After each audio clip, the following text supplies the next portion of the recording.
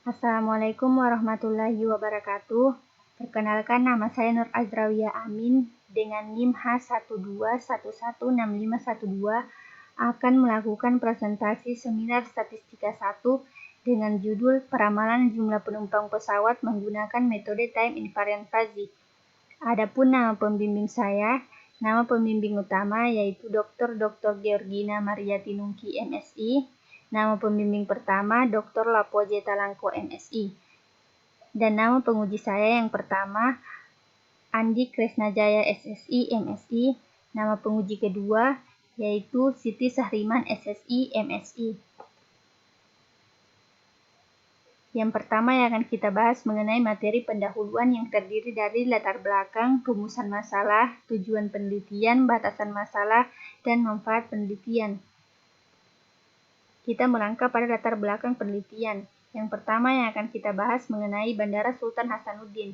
Bandara Sultan Hasanuddin merupakan perusahaan penyediaan jasa transportasi yang terletak di Sulawesi Selatan, tepatnya di Makassar. Nah, Bandara Sultan Hasanuddin ini juga berstatus internasional, sehingga tidak heran jika penumpang pesawat mengalami peningkatan jumlah penumpang yang terus-menerus. Oleh karena itu, peramalan merupakan hal yang penting dilakukan oleh perusahaan untuk mengetahui prediksi jumlah penumpang, dan perusahaan dapat mengantisipasi kenaikan jumlah penumpang serta memberikan sebuah kebijakan untuk menangani hal tersebut.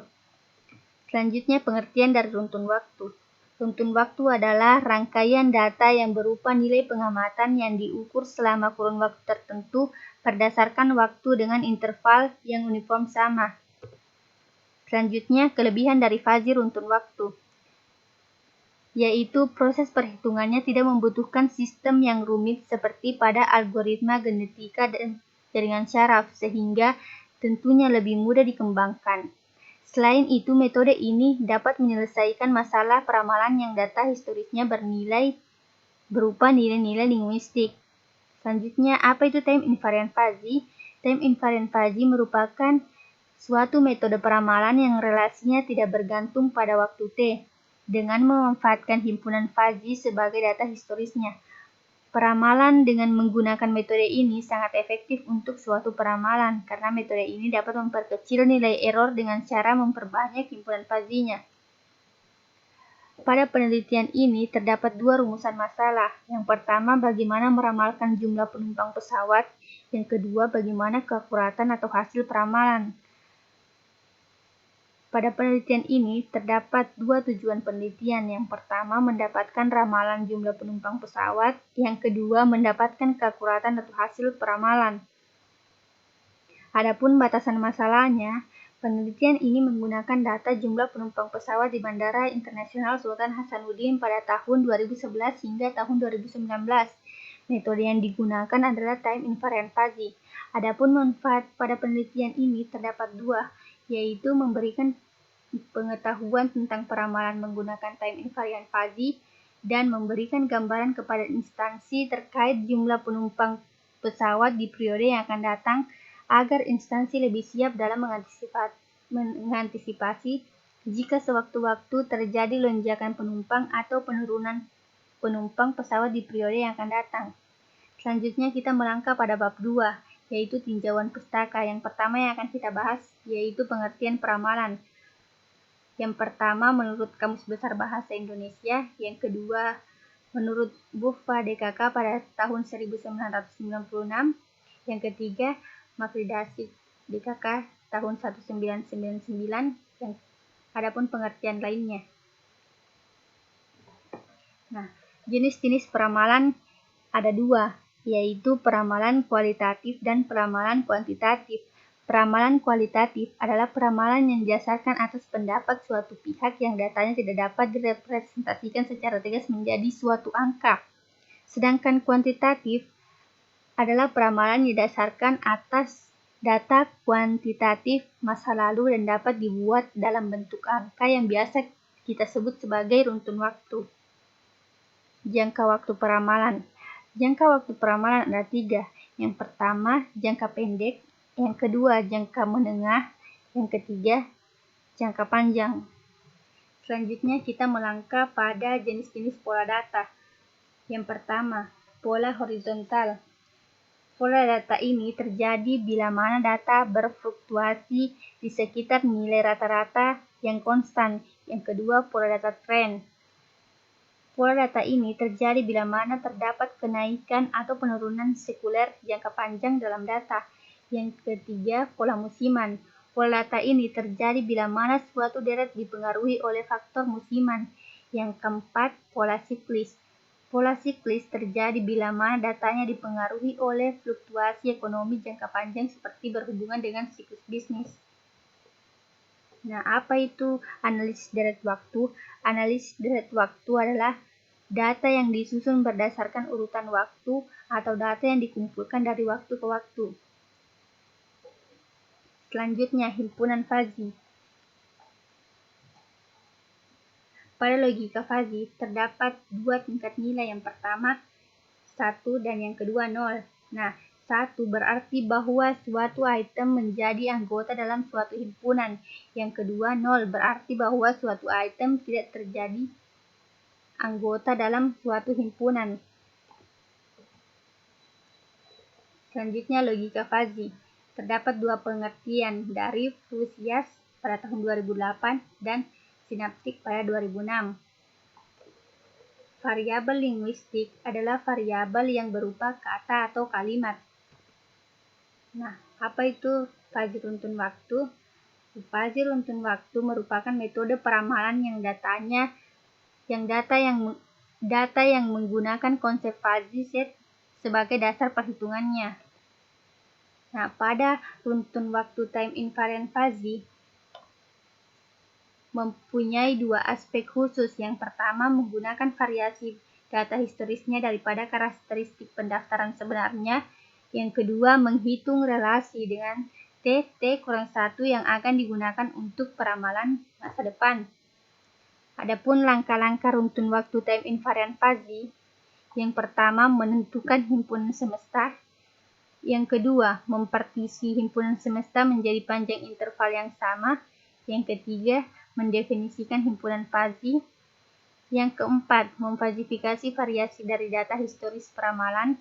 Yang kelima, menentukan fuzzy logic relationship. Yang keenam, menentukan fuzzy logic relationship group.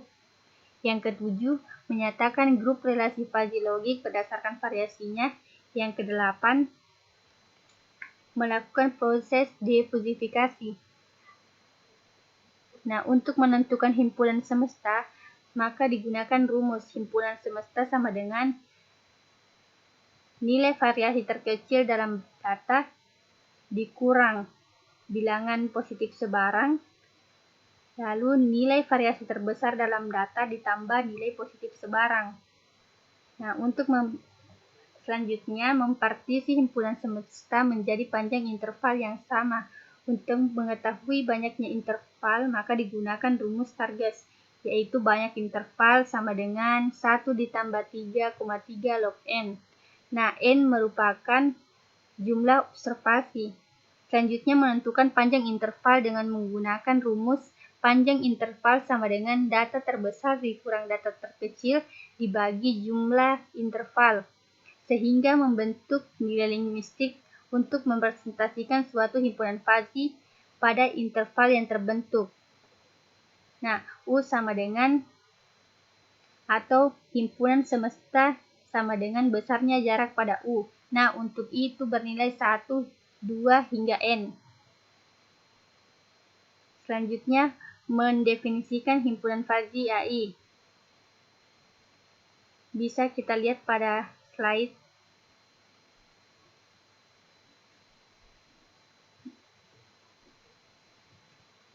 Selanjutnya, memfazifikasikan variasi dari data historis peramalan. Yang selanjutnya, menentukan fuzzy logic relationship, menentukan fuzzy logic relationship group. Nah, untuk menyatakan grup relasi fuzzy logic berdasarkan variasinya, digunakan rumus AI sama dengan AJ max min atau operator komposisi max-min, model orde untuk setiap fase ke I. Melakukan proses defusifikasi. Nah, setelah itu menentukan nilai output peramalan dengan proses defusifikasi. Dengan rumus fusifikasi sama dengan jumlah rataan luasan yang memiliki titik berat. Bisa kita lihat pada slide.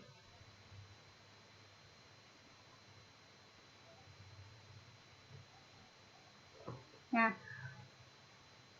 selanjutnya kita ingin mengukur ketepatan hasil peramalan. Pada penelitian kali ini menggunakan MAPE atau Mean Absolute Percentage Error, yang rumusnya bisa kita lihat pada slide, yaitu nilai aktual pada periode ke T dikurangi nilai hasil peramalan pada periode ke T dibagi nilai aktual pada periode ke T dibagi banyaknya data pengamatan dikali 100%. Kita melangkah pada bab 3, yakni metode penelitian. Yang pertama yang akan kita bahas pada bab 3 yaitu sumber data. Data yang digunakan dalam penelitian ini merupakan data sekunder yang diperoleh dari instansi PT Angkasa Pura, yaitu jumlah penumpang pada tahun 2011 sampai 2019. Nah, adapun identifikasi variabelnya yang pertama himpunan semesta yang disimbolkan U besar, variasi disimbolkan V, FT yang berarti nilai hasil peramalan, XT nilai data aktual.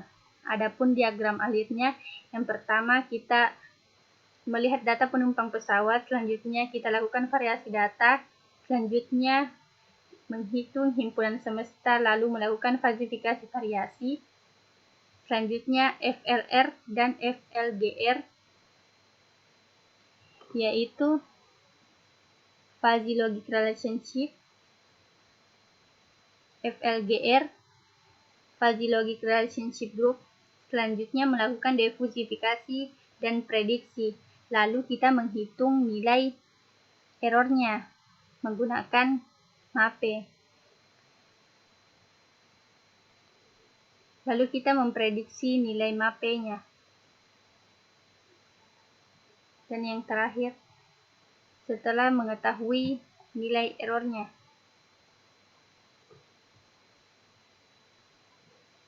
terima kasih. Demikianlah presentasi saya mengenai peramalan jumlah penumpang pesawat dengan menggunakan metode time invariant fuzzy.